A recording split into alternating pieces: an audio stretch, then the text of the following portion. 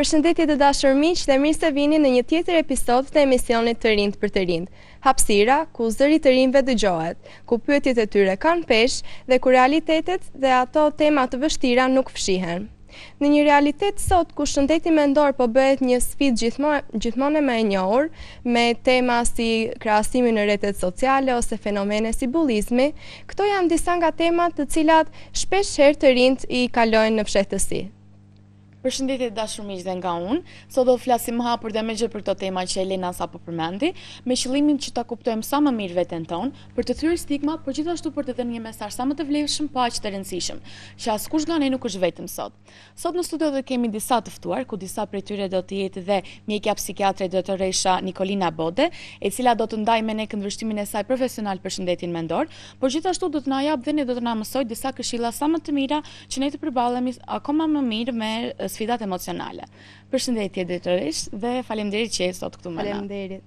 Ju falenderoj dhe unë, është kënaqësi të jem pjesë e emisionit tuaj, aq më tepër të emisionit të rinjve, dhe ju këtu jepni një model shumë të bukur se si të mbushin kohën të rinjt me gjëra të bukura, argëtuese, të promovohen, të zhvillojnë talente, të shfaqin cilësi, ju jepni një model dhe jeni kaq të këndshme të zgjedhura në këtë emision, që më kujtoni dhe mua emocionet e dikurshme, kur kam filluar marrëdhënien time me radio televizionin në një moshë shumë të ershme, nxënëse e gjimnazit tuaj, Temistokli Gërmenji, emrin e kësaj shkolle e përmendim me krenari, sepse ka nxjerrë nxënës, ka përgatitur kuadro, të përgatitur profesionistët të shkëlqyer, dhe sa herë takoj nxënës të shkollës Temistokli Gërmenji, ju them të keni nderin të jeni nxënës të asaj shkolle dhe ta nderoni, ta çoni më lart emrin e shkollës, me suksese, me nota, me aftësi, me profesione dhe me talente, pse jo? Sigurisht, po. Ku ju këtu po zhvilloni një marrëdhënie me radio televizioni dhe me ekranin, niqni emocionet tuaja dhe familiarizoheni dhe ju tregoni të rinjve se sa bukur është të fillosh një karrierë, një profesion herët. Ju përgëzoj suksese. Shumë faleminderit. Doktoresh, pa unë bërko, fillojmë ne edhe me pyetjet. Cilat janë disa nga shenjat e para që tregojnë se njëri është duke kaluar një gjendje të vështirë emocionale? Mosha e rinis është shumë delikate, sepse ka sfidat e saj, si që e përmendët edhe më përpara, konkurenca sot është shumë e lartë. Në kohën tonë ka qenë një konkurencë reale, jo virtuale, sot vendin e parë e zë konkurenca virtuale. Pra të dukemi, ndërkohë duhet të jemi, pra të shfaqemi, por ndërkohë ne duhet si është realia dhe realiteti. Pra sot janë përforcuar shumë marrëdhëniet në rrjete sociale, duke lënë pas realitetin, marrëdhëniet fizike, komunikimin direkt, të parit sy ndër sy, takimet fizike, lojrat që ne kemi bërë në kohën tonë, apo aktivitetet, këto janë varfëruar dhe janë fuqizuar komunikimet virtuale, të cilat jo gjithmonë janë pozitive, të këndshme dhe kanë dhe pasojat e tyre.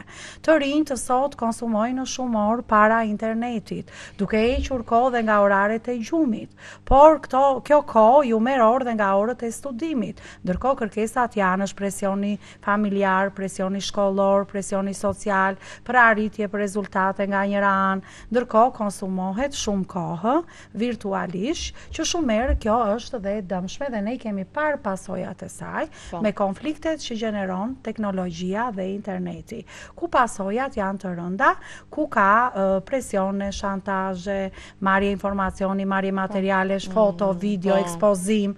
Pra sot jemi më të rrezikuar, po them, për të rinjtë, më të ekspozuar virtualisht dhe më të rrezikuar për të rënë në pre e abuzimeve, e përdorimit të këtyre materialeve dhe e kërcënimeve, të cilat për qëllime përfituese, shantazhi, ndonjëherë dhe financiare, mund të kenë pasoja jetë kërcënuese.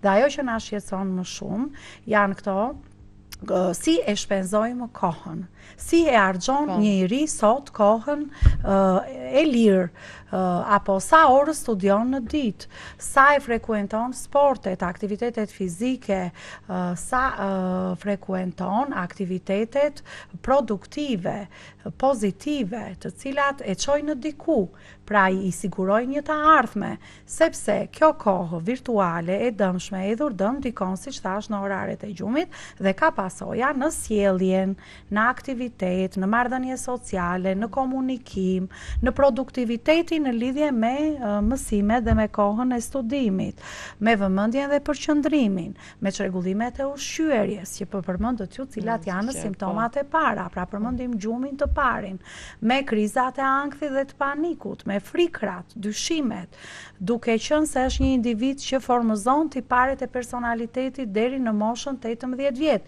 krijimi i identitetit, vetvlerësimi për veten, marrëdhëniet që ndërtojmë me të tjerët, sa të shëndetshme janë ato, dhe me pasoja, nëse ne kohën nuk e programojmë siç duhet, nuk kryejmë një jetë të shëndetshme që fillon me oraret e gjumit, me ushqyerjen e shëndetshme, sepse dhe duke konsumuar shumë orë përpara teknologjisë, ndonjëherë të rinj të ushqehen përpara teknologjisë, duke ushqyer me ushqime të thata, fast foodesh, jo të shëndetshme, që ndikojnë edhe në peshën trupore dhe në shëndetin e ardhshëm. Pra është organizimi i kohës, oraret e gjumit, ushqyerja e shëndetshme dhe aktiviteti fizik.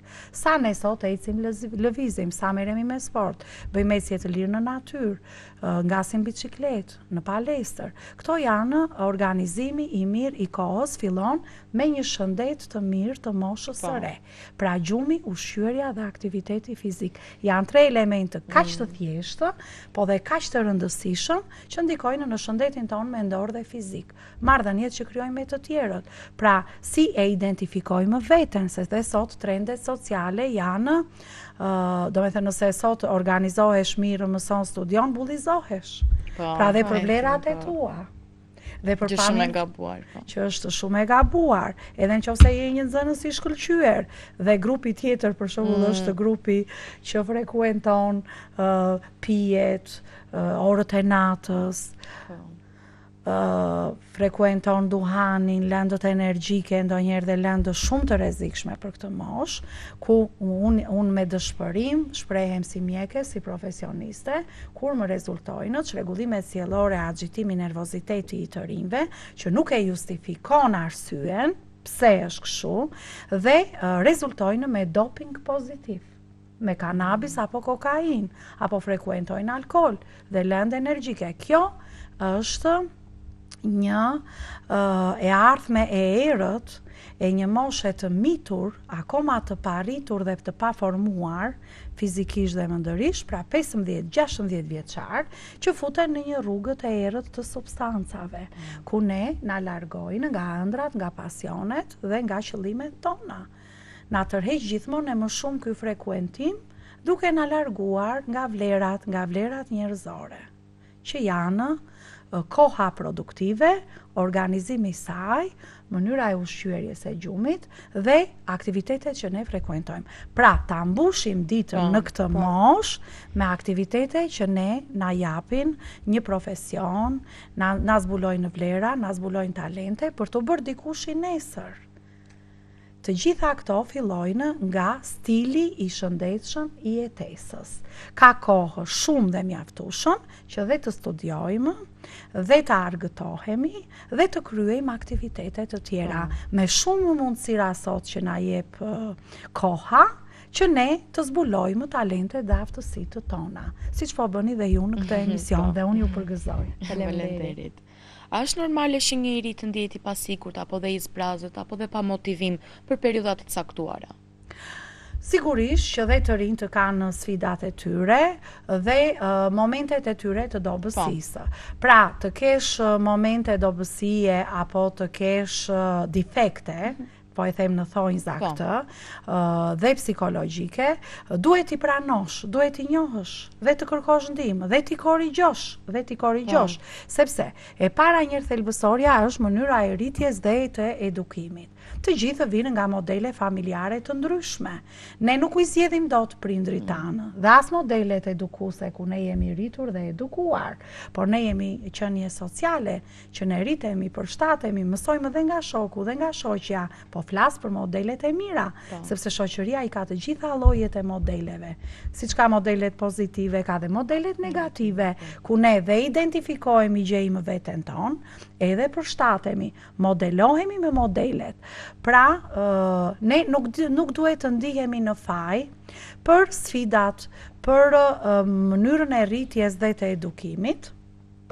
Sot edhe familja nuk e ka atë modelin klasik që ka pasur dikur, motra, vllai, nëna, baba i gjyshërit, sot ka familje të shumë llojshme dhe të modeleve të ndryshme, ku një fëmijë rritet edhe jo nga prindrit e vërtet biologjik apo dhe nga edukatorë të tjerë, për arsye të ndryshme, siç mund të jenë divorci, humbja e një prindi apo emigrimi që i ka prindrit në distancë për të siguruar kushte më të mira financiare për fëmijën, punojnë prindrit 2-3 punësimet e prindërve, bëjnë që prindrit i kemi më larg emocionalisht, jo fizikisht të pranishëm, ndërkohë ky person duhet të, nëse ndjen ankesa psikologjike, ndihet ka mendime negative, ka mërzitje, ka frikra dhe pasiguri, ndihet në ankth, ka presion psikologjik në familje, nga ana sociale, nga ana arsimore,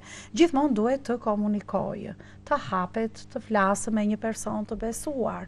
Pra gjithmonë duhet kemi persona të afërt të besuar, të cilët ne na ndihmojnë, ankesat tona i mbështesin, apo ju japin dhe zgjidhje. Këta do t'i ve edukatorët primar në vendin e parë të problemeve të ankesave që mund të shfaqë një njeri. Që nga çrregullimet e gjumit, ndryshimet e humorit, të oreksit, apo dhe në simptomat të vërteta të ankthit, të frikës, të daljeve nga realiteti që këto e humbasin kritikën dhe të tjerët e kuptojnë, ndërkohë vetë personi jo, por duhet jemi të lidhur me edukatorët primar, ku në vendin e parë ka në prindrit. Në vend të dytë vinë edukatorët sekondar, që janë mësuesit dhe stafi arsimor, ku dhe atje të gjitha shkollat janë të pajisur me staf psikosocial.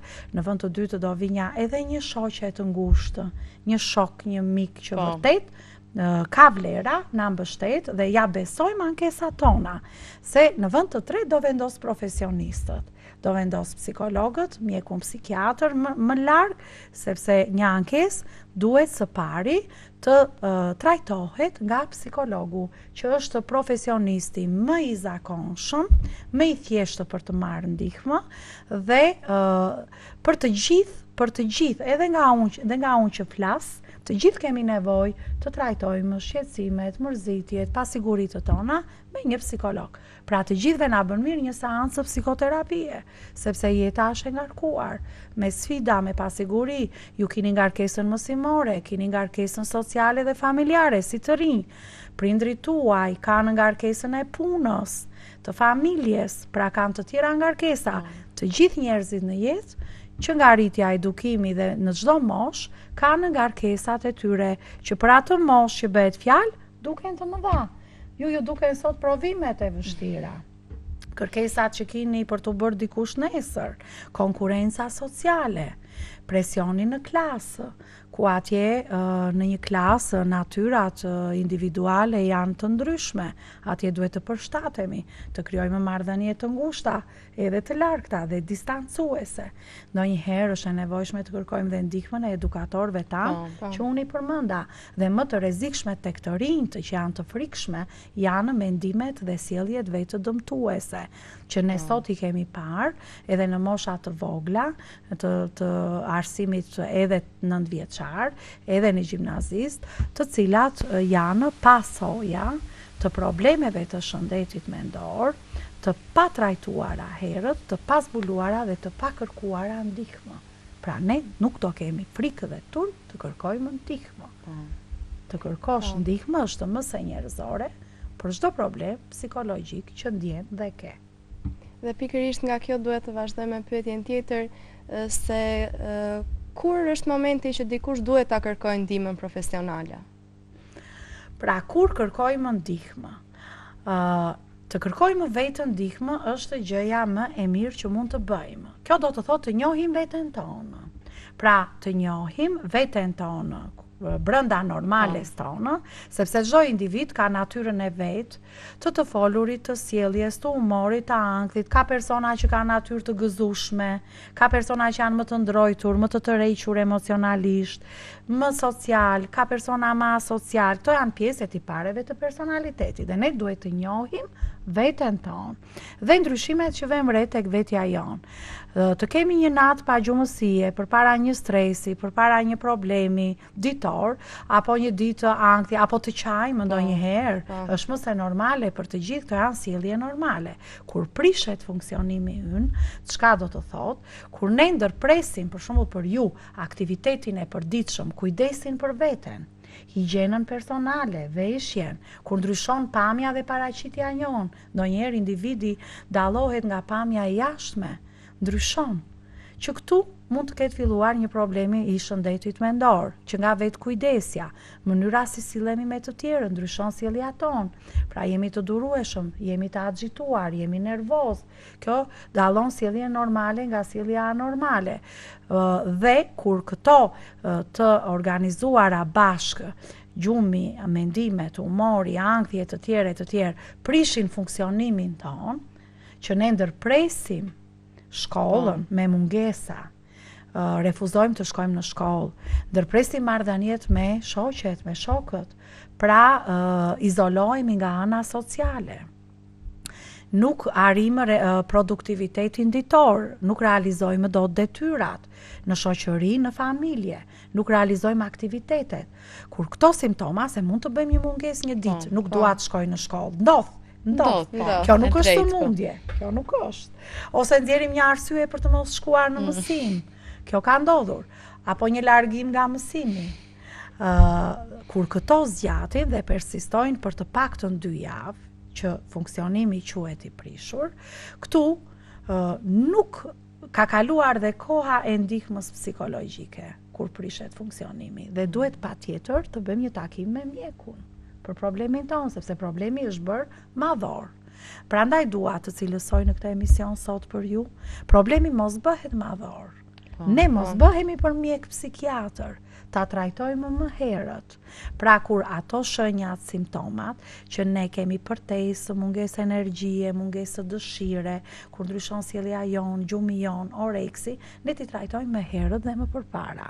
Që nga zgjidhja e problemit që na e shkakton, sepse ka një shkak që sjell këtë pasojë. Dhe këta janë, thash, komunikimi me edukatorët primar, sekondar dhe i treti vjen psikologu. Takimi me psikologun, për të mos u bërë problemi madhor që të prish funksionimin tonë më shumë se 2 javë, që ky nga shqetësim të bëhet çrregullim. Pra të dallojmë shqetësimin nga çrregullimi. Shqetësimi është më se normal për të gjithë dhe takimi me psikologun është shumë normal. Ky shqetësim mos bëhet çrregullim, sepse do më shumë kohë për të korrigjuar, pasojat janë dhe më të rënda nëse ne bëjmë shumë mungesa në shkollë. Kjo e prish pasaj rendimentin, produktivitetin dhe është shumë e vështirë pasaj që ne të riorganizohemi do më shumë kohë. Sipas mendimit tuaj, a ekzistojnë akoma stigmat në Shqipëri për të shkuar te psikologu apo psikiatri dhe si ndikon kjo në ndihmën e kërkimit? Patjetër, dhe nga ngjarjet që ne shikojmë dhe ndodhin edhe në qytetin tonë dhe përtej qytetit tonë, ngjarjet madhore që ndodhin nga pasojat të problemeve të shëndetit mendor të patrajtuara, është mungesa e kontaktit me profesionistin. Kjo për shkak të stigmës, që kjo nuk duhet të ekzistojë, ose mungesës së informacionit, që unë kam këtë shqetësim dhe nuk di ku ta trajtoj.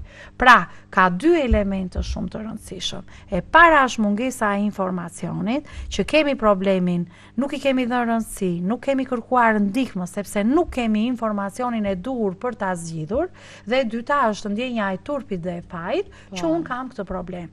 Problemet e shëndetit mendor nuk na zgjedhin, ne të gjithë jemi të barabartë për të prekur, sepse kemi ngarkesa, të gjithë kemi ngarkesa, dhe nuk jemi të ndërtuar të gjithë njësoj psikologjikisht. Si nga ana fizike jemi të ndryshëm, edhe nga ana psikologjike jemi të gjithë të ndryshëm, secili është unik në veten e vet. Dhe duhet të trajtohet ashtu. Pra, çdo njeri duhet të trajtohet si një qenie njerëzore unike. Dhe terapia duhet jetë e personalizuar, ti përshtatet individit për problemin që ka. Por këtë e bën gjithmonë një profesionist. Si ndikon bullizmi tek vetëvlerësimi dhe tek shëndeti mendor i një të riu?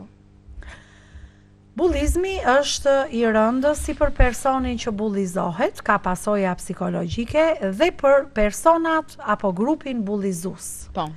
Sepse këtu kemi dy elemente. Njëri është viktima dhe bullizuesi që hyn në personin dhunues, sepse është formë dhune. Bullizmi është dhunë psikologjike. I është dhënë ky emër sot, bullizmi ka ekzistuar, është i vjetër aq sa dhe njeriu.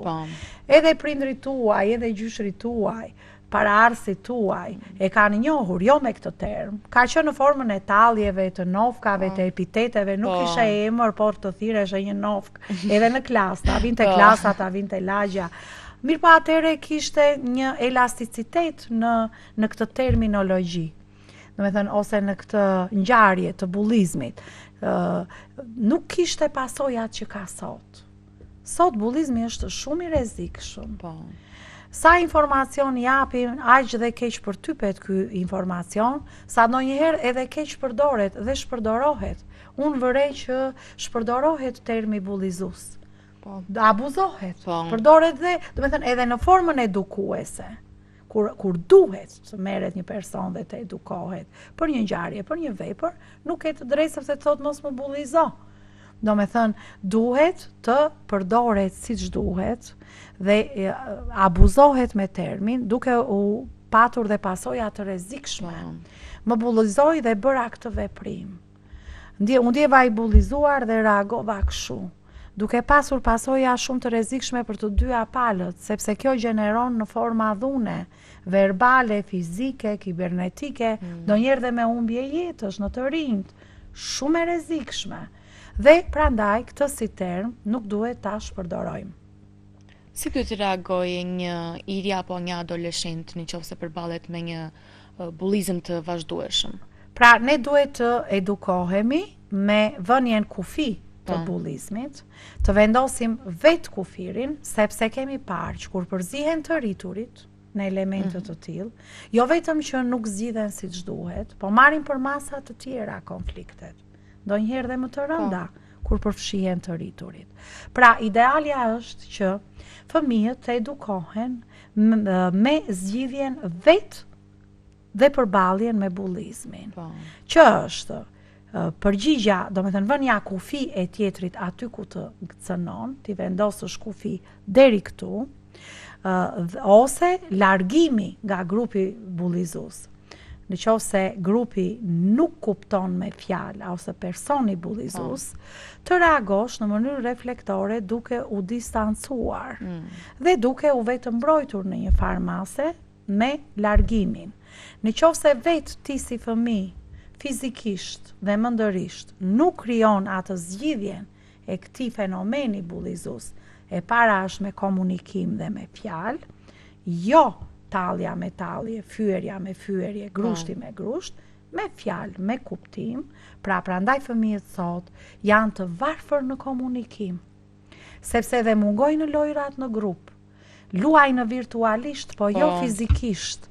Komunikimi ndërtohet herët me lojra, me aktivitete, shpenje në balet, në futboll, në basketbol, volejbol, për femra. Pra këto lojrat në grup të rritin dhe të zhvillojnë jo vetëm fizikisht dhe po dhe psikologjikisht, sepse krijojnë marrëdhënie komunikuese, tolerancën edhe mirëkuptimin. Këto zhvillojnë lojrat dhe prandaj komunikimi sot nuk e zgjidh bullizmin, sepse komunikimi duhet të zhvillohet hershëm në vogëli me lojrat në grup. Ne luanim me shtëpi, ne luanim bënim mësuesen, bënim mjeken. Ku janë këto lojra sot me kuklla, me makina për djemtë, me top? A ka në lagje fëmijë që luajnë kështu sot? Sot janë përpara një celulari dhe këtu fillon deficiti i zgjidhjes së një konflikti bullizues. Mungesa e duhur e komunikimit, fëmijë me fëmijë, që këto duhet të mësohen hershëm. Dhe zgjidhja fillon këtu me komunikim. Etapa tjetër është distancimi. Etapa e tretë është kërkimi i ndihmës nga më të rriturit, që në ambientin ku jemi, nëse jemi në ambient shkolle, kërkojmë ndihmën e mësuesve, të kujdestarit të klasës, sepse dhe shkolla ka atë organizimin e vet, ka një kujdestar klase, ka një grup rinor për të zgjidhur konfliktin, për të mos hyrë në lojë grupi i edukuesve dhe psikosocial, dhe familja sigurisht në qoftë se problemi ndodh brenda lagjes, ambientit ku jetojmë. Por unë me dëshpërim them, kur konfliktet e më të vegjëlve zgjidhen, ka në pasoja më të rënda tek të rriturit, kjo është akoma dhe më tragjike, sepse këta fëmijë duhet të mësojnë nga të rriturit, mënyra komunikimi, jo dhune, jo polici, jo thirrjen e policisë, kur hyn në lojë policia, zgjidhja e konfliktit është shumë i vështirë, sepse shtohen armiqësi të urrejtjet. Kur hyn në lojë policia dhe prek këta të miturit, pyet pse u shave, çfarë veprimi, se u rave, si u shave, këto janë shumë të rënda për një moshë të re, për një moshë në zhvillim, 13, 14, 15 vjet, këtë hyn në lojë policia. Pra, komunikimi është hallka e parë e zgjidhjes. Edukatorët primar, sekondar, për të mos hyrë në lojë policia dhe profesionistët. Po përdorimi i rrjeteve sociale, si ndikon mënyrën se si të rinjtë të shohin veten, si edhe jetën e tyre? Krahasimi, konkurenca në rrjetet sociale. Mos harrojmë që gjithmonë në rrjetet sociale ekspozohet pjesa më e bukur, pjesa e luksit, dhe jo të gjithë janë të barabartë financiarisht, jo të gjithë janë të barabartë dhe njësoj nga mundësitë. Prandaj, kjo është ana e bukur.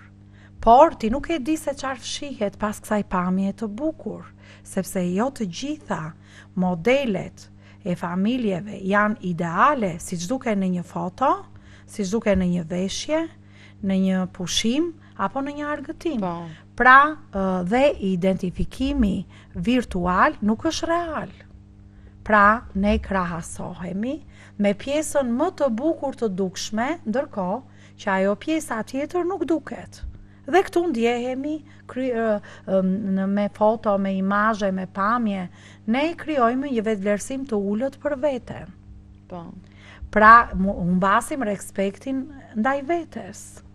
Dhe duke krahasuar me këtë idealen e bukur që është inekzistente, sepse ideale të bukur nuk ka, ajo që duket është fasad, por nuk është realja e jetës së askujt, ne doptojmë veten tonë, duke ndrydhur aftësitë tona të vërteta dhe duke u matur me gjëra jo reale. Harrojmë vlerat tona, aftësitë që duhet t'i zhvillojmë, t'i zbulojmë, t'i përparojmë dhe merremi me atë pjesën ambalazhin artificial që nuk është real dhe i vërtet. Si mund të ndërgjegjësohen familjet, shkollat apo dhe shoqëria që të rinjtë ndjehen më të lirë dhe të flasin sa më shumë për vështirësitë e tyre? Kjo edukohet ershëm, pra thash mënyra e rritjes dhe edukimit. Një fëmijë nuk duhet të rritet përpara një aparati celular, përpara një kompjuteri, sepse varfërohet në fjalor, dhe sot kemi shumë fëmijë me vështirësi në të folur, që kanë nevojë të ushtrohen me logopedë më pas. Dhe kjo krijon pasojat e veta psikologjike. Pra, një fëmijë nuk duhet të konsumojë orare përpara teknologjisë, të ushqet përpara teknologjisë, me që ky po ri mirë tani dhe unë po bëj punët rehat.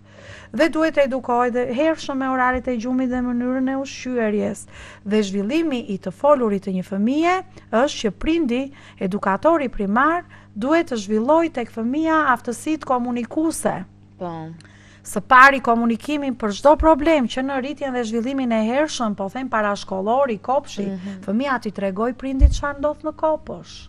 Ngjarjet që ndodhin atje, si e kaloi ditën, çfarë bëri, çfarë realizoi, duke u zhvilluar këto ditë pas dite, ne krijojmë një fëmijë të hapur, një fëmijë komunikues, një fëmijë bashkëpunues, sepse vetë prindrit janë shumë të zënë dhe fëmia ka mënyra negative argëtuese që është teknologjia dhe kjo krijon distancë midis fëmijës dhe prindit. Dhe kjo zhvillohet hershëm kur fëmia është rritur, është bërë 15, 16, 17, është e vështirë ta ndërtosh këtë marrëdhënie.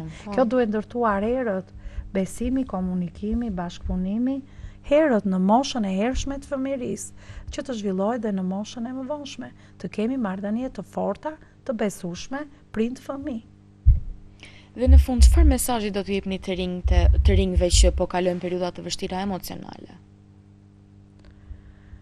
Mesazhi për të gjithë të rinjt është të vlerësojnë veten e tyre. Së pari dashuria fillon nga vetja, respekti fillon nga vetja. T'ja japim vetes dashurinë, respektin, vëmendjen, që dhe ne shoqëria të na vlerësoj dhe të na respektoj.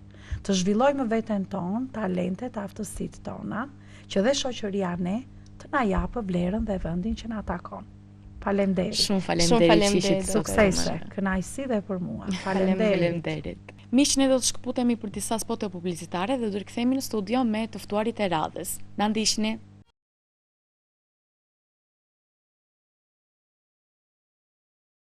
Jemi rikthyer në studio këtë radhë me të ftuaren e radhës, Olta Muharrem, nxënëse e shkollës Temistokli Gërmenji.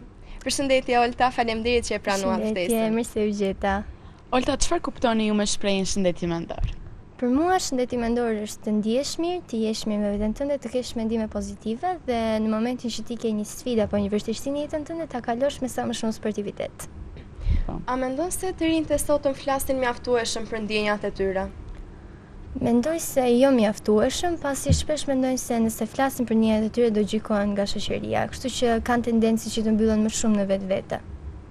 A keni parë ndonjë raste të bullizimit në shkolla apo dhe në vende të tjera si në rrjetet sociale për shembull? Si keni reaguar? Bullizmi tashmë nuk është një faktor që e hasim rrallë, por është një faktor që e hasim shpesh, prandaj edhe në shkollë, edhe në rrjetet sociale unë e kam parë.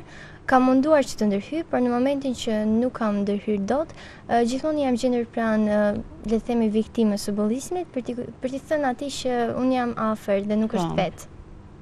Sipas teje, si ndikon presioni nga rrjetet sociale në mënyrën se si të rinjtë e shohin veten e tyre, në imazhin që kanë ata për veten?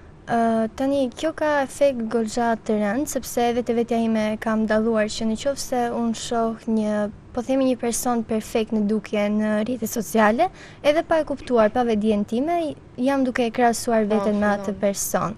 Por ama mundohem t'i kujtoj vetes se jo çdo gjë që shohim në rrjetet sociale është e vërtetë, dhe shpesh ajo që shohim është thjesht e edituar apo është një gënjeshtër. Olta, ti kur ndjehesh e stresuar ose e mërzitur për diçka, çfarë bën zakonisht ta përballosh këtë gjendje?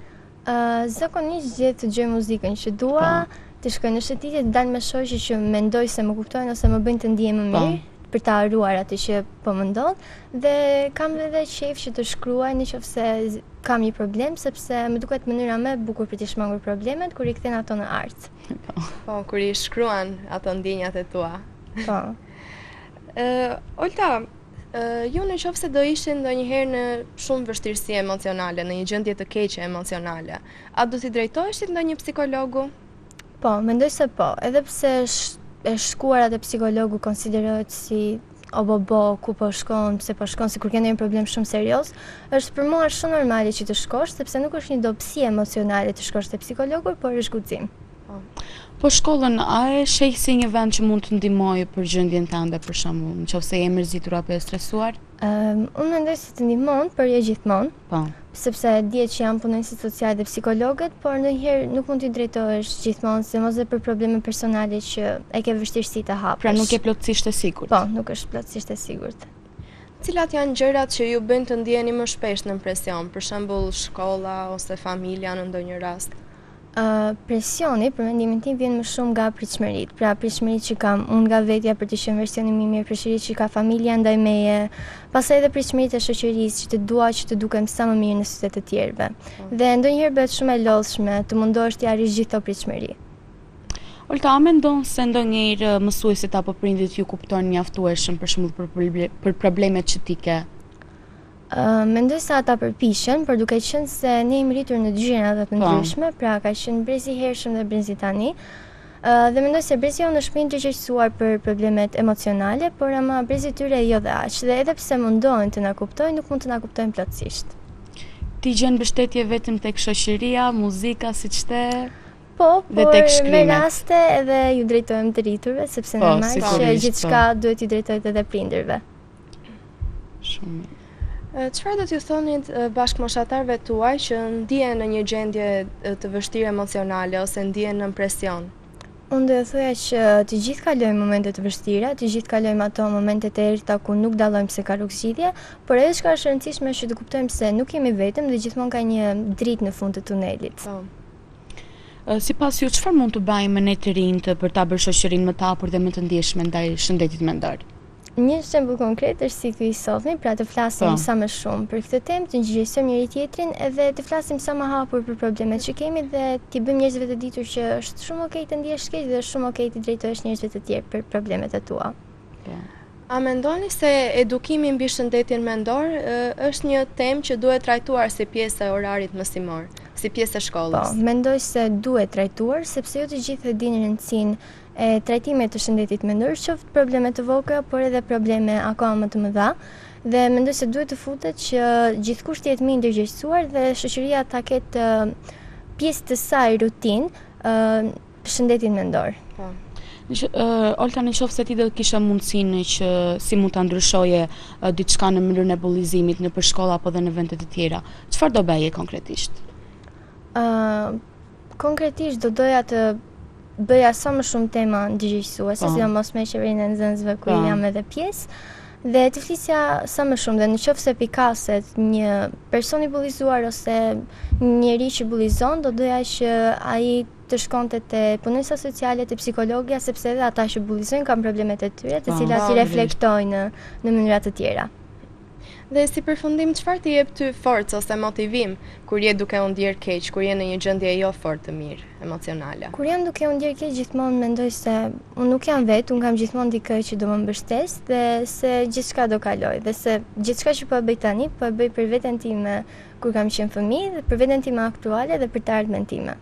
Shumë e bukur kjo. Sigurisht dua të pyes edhe një pyetje të fundit. Çfarë mesazhi do i japësh të gjithë bashkëmoshatarëve tuaj?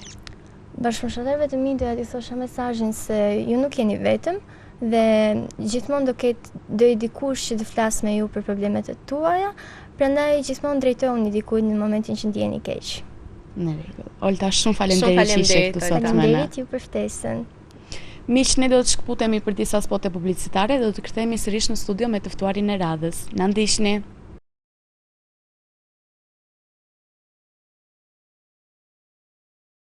Miq, jemi rikthyer në studio me të ftuarin e radhës, Antoneta Dosit. Përshëndetje Antoneta dhe faleminderit që je këtu sot me ne. Përshëndetje dhe faleminderit për ftesën.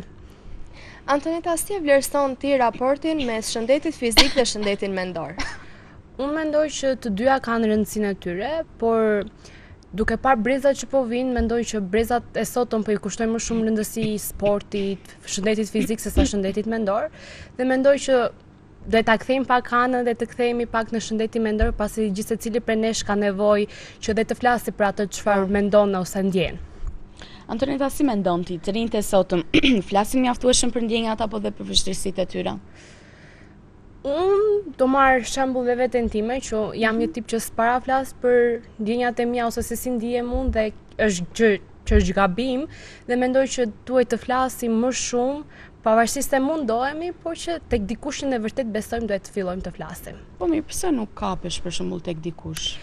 Mendoj që kemi këto stereotipet ose stigmat që themi që mund të na paragjykojnë ose nuk do na kuptojnë, por që mendoj që është krejt e kundërta. Janë thjesht ato pasiguritë tona që dikush tjetër nuk mund të na përqej për atë çka ne jemi. Nuk ka për asnjëra nga dikush apo unë përpiqem që ta hapem tek dikush që besoj, për shembull tek shoqja ime ngushtë, por jo tek personat e tjerë që sapo i kam njohur. E kuptoj. Kjo besoj është tek të gjithë që zgjedhin dikë që t'i japen më tepër. Po.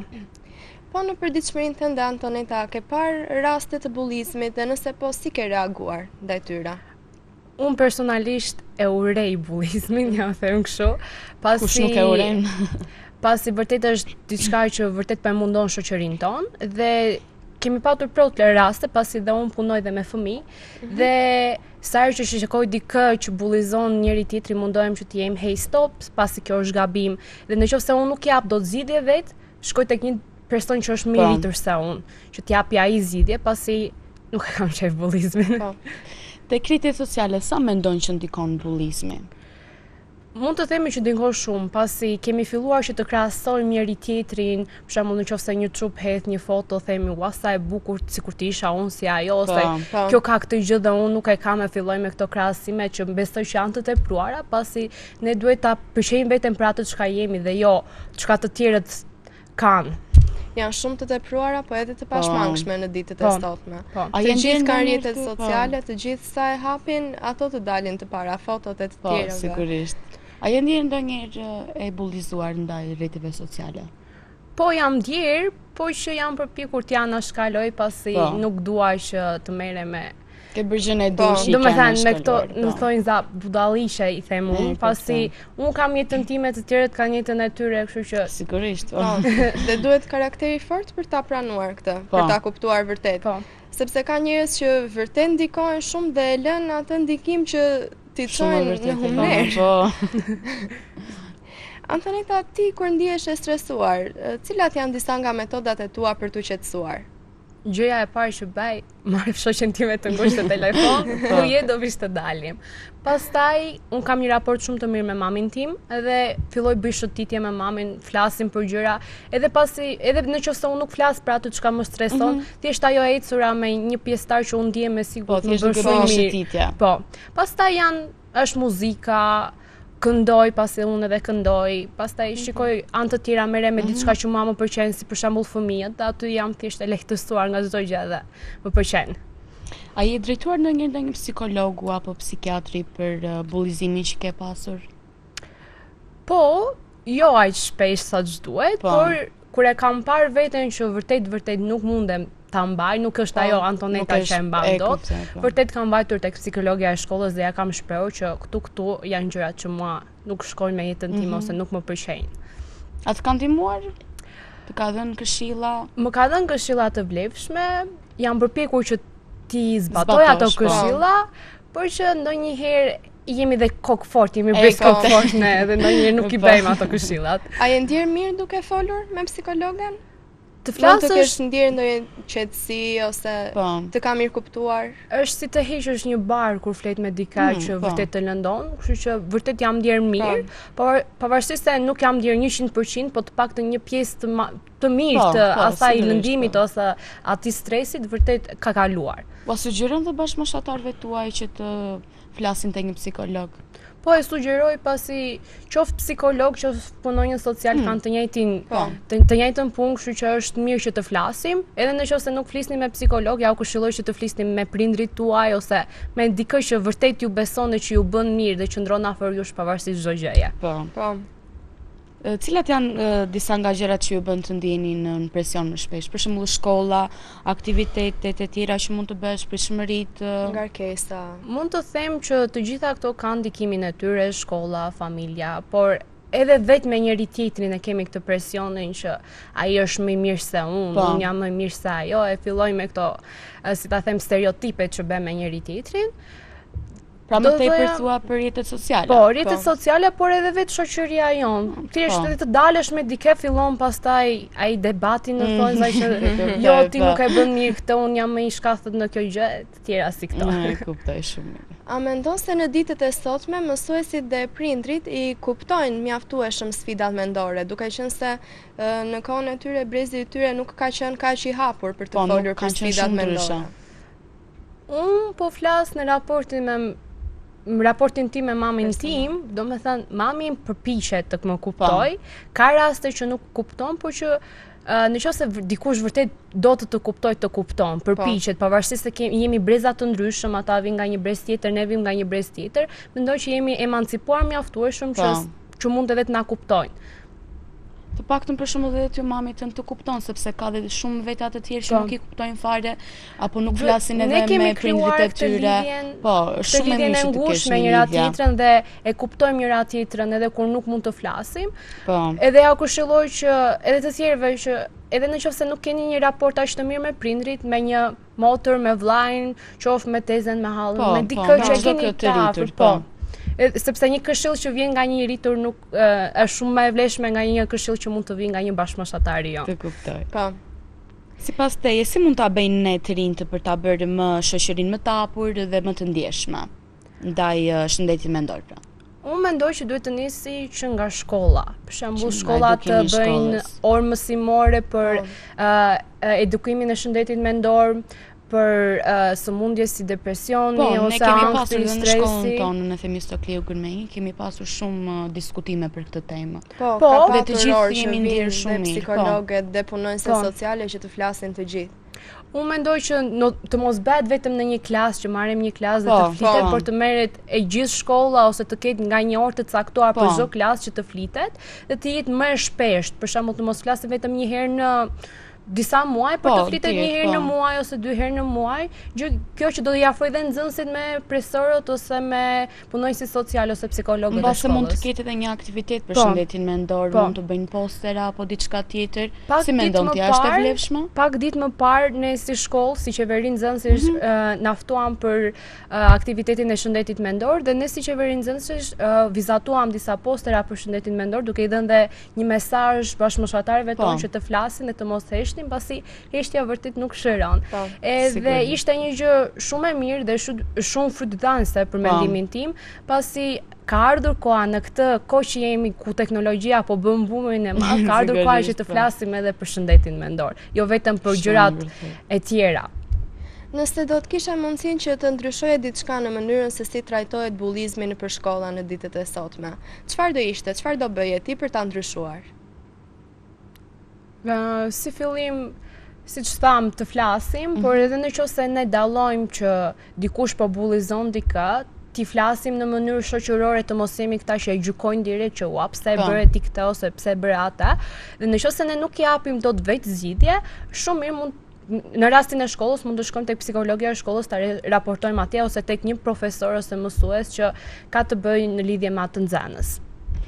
Më thuaj edhe një mesazh të fundit që ke për të rinjt për bashkëmoshatarët tuaj, për shembull, çfarë ju jep forcë atyre, çfarë mund t'ju jap forcë atyre? Si mund të motivohen ata kur janë në një gjendje të rënduar? Unë do të them që të flisni me këdo që mendoni që është i afërt me ju, por gjithashtu të bëni gjërat që ju pëlqejnë, një aktivitet fizik, volejboll, basketboll ose të vizatoni, të këndoni, pasi dhe këto gjëra vërtet e heqin stresin e tepër që ju keni mbi supe, sepse të lehtësojnë. Unë jam një tip që jam sportive dhe mendoj edhe kur jam e stresuar, dua diçka që ta heq atë stresin duke bërë sportin ose duke thjesht kënduar ose të dëgjosh muzikë. Muzika në kohët e sotme është shumë e përhapur. Edhe aktivitetet fizike janë shumë të rëndësishme. Edhe thjesht ta marrim shtruar ndonjëherë. Po. Se ka raste që stresohemi shumë dhe shumë. Unë flas nga eksperjenca ime që çdo gjë e marr shumë me frikë, shumë me stres. Dhe nuk më bën mirë. Nuk të bën mirë. Gjithashtu dhe kjo e marra me sport kur jemi të stresuar, fillojmë ta marrim sportin shumë rënd dhe fillojmë pastaj të mbilarkojmë edhe nga sporti. Po themi të bëjmë sport, po ta bëjmë sportin në ato limitet e caktuara. Sigurisht, po. Gjella me krim. Dhe krim po me karar. Shumë faleminderit. Shumë faleminderit që Shumë faleminderit dhe ju. Do të shkëputemi edhe një herë për një hapësirë të vogël publicitare dhe rikthehemi në studio me të ftuarën e fundit. Na ndiqni.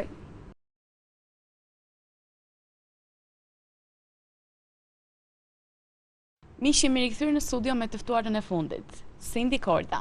Përshëndetje Cindy, faleminderit që je këtu së mëne. Cindy, a mendon se këto ditë të rinj flasin mjaftueshëm për ndjenjat e tyre? Atëherë fillimisht mendoj se nuk flasin mjaftueshëm për ndjenjat e tyre dhe atëherë kur flasin me persona të gabuar. Pasi ata më shumë të shohim që shprehen kur janë me shoqërinë e tyre sesa kur janë me prindrit apo me dikë tjetër që vërtet mund t'u jap atyre një këshill të vlefshme. Ti je të gabuar të flasin me shoqërinë? Jo, nuk e shoh të gabuar, po që do ishte më mirë të flisni dhe me dikë që ndoshta e kupton me më një të tepër. rritur. Po, me dikë që logjikon ndryshe nga. Po. Ti personalisht më ke folur zakonisht? Unë kam folur me ty. Më vjen mirë. Ne jemi shoqe me Sindin jashtë. Sindi, a ke parë ndonjë raste të bullizimit në shkolla apo dhe në rrjete sociale? Po, patjetër kemi parë të gjithë, nuk jam e vetmja, po dhe mendoj se të gjithë te këto raste që shohim nuk reagojmë fare. Vërtet, po. Sa mendon se ndikon tek të rinjt presioni që mund të kenë nga rrjetet sociale dhe bullizmi nga rrjetet sociale? Ka persona të cilët nuk i kushtojnë dhe aq rëndësi, po nga ana tjetër shoh që ka mjaft të rinj, jo vetëm të rinj dhe grup mosha të tjera të cilët i kushtojnë shumë vëmendje asaj çka shohin në rrjetet sociale dhe duan që t'i përshtaten me do e mos atij standardi që shohin. Sindi, kur zakonisht kur je stresuar apo dhe pa votimin, çfarë bën zakonisht për ta përballuar këtë gjendje?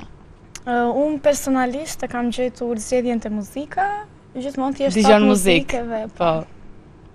Vetëm tek muzika, jo çdo tjetër. Po, më së tepërmi te muzika. Të kuptoj.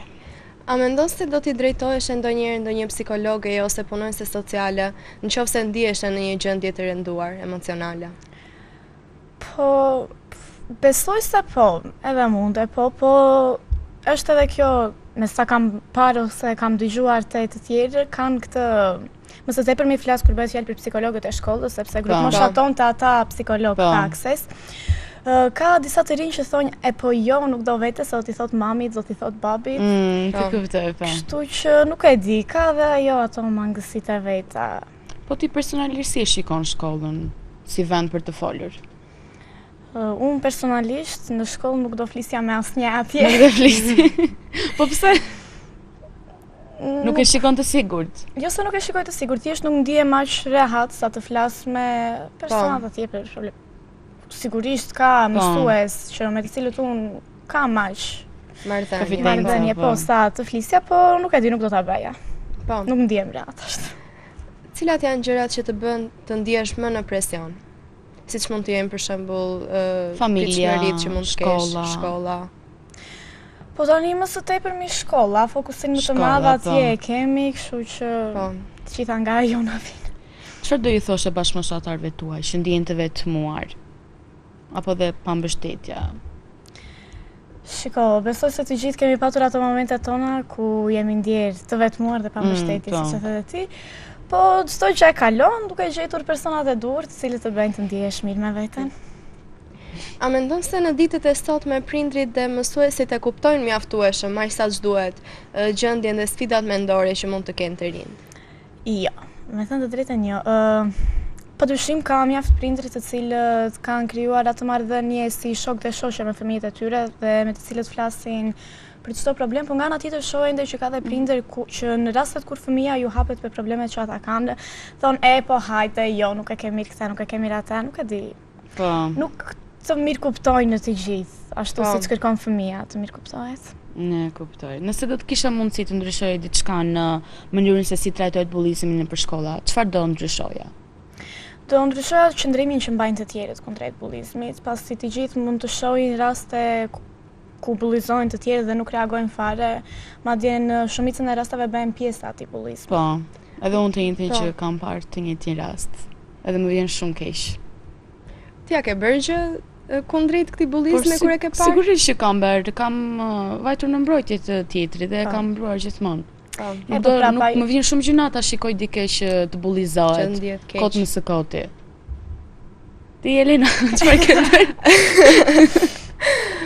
Unë të them të drejtën nuk është se kam qenë afër këtyre rasteve, po që normal që nëse do të shikoja ndonjë rast që kam parë dikë që të bëj një person tjetër të ndihet keq, normalisht që unë jam ai tip që gjithmonë do t'i dilja në mbrojtje. Po. Të kuptoj. Po, për fat të mirë në rrethin tim nuk ka patur njerëz që kanë tentuar ta bëjnë njëri tjetrin të ndihen keq. Po që nëse do të përfshihesha nga ata njerëz, gjithmonë do ta merrja iniciativën. Sindi, ti çfarë të jep forcë dhe motivim kur ndihesh keq? Atëherë unë, si që thash, kur ndihem keq, një nga zgjidhjet më të mira që kam ka muzikën. Është muzika, po. Derisa më ikëm pastaj ajo. Po. Po, jo, gjithmonë flas edhe me të tjerët, me mamin më së tepërmi. Po. Dhe me shoqet pastaj. Po. Mish, kemi mbërritur në fund të këtij emisioni, kemi folur gjëra gjatë për shëndetin mendor dhe kemi pasur shumë të ftuar. Deri në takimin e radhës, qëndroni me ne, na ndiqni.